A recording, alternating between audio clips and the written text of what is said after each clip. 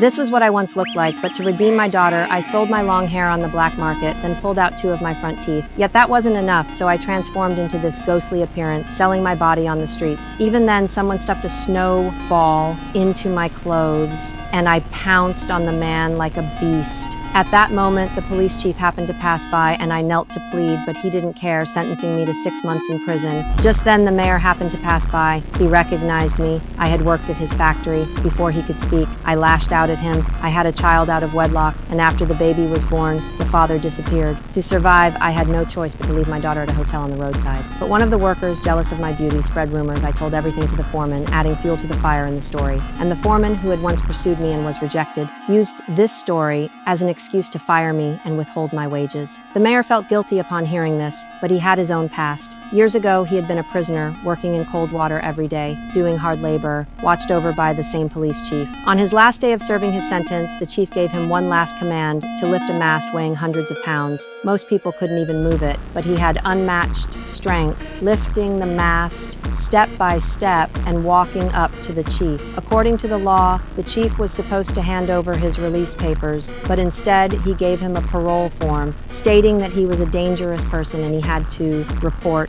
to the police every month. He was furious but powerless, and he took the paper. Since then, no one would hire him. Even begging was met with rejection. Children would throw stones at him for fun, and he was forced to leave the town. The cold was unbearable, and just as he was about to collapse, a priest found him, took him in, gave him food, shelter, and warmth, but his heart had already turned cold. That night, he stole silverware and ran, but didn't get far before the police caught him and brought him back to the church. The priest didn't press charges, picked up 2 silver candlesticks from the table and said, "You forgot these." The police let him go. Once they left, the priest approached him, telling him, "Use this silver to help others like you." Those words broke him. He rushed out of the church, screaming as he tore up the parole papers. From that day on, he vanished.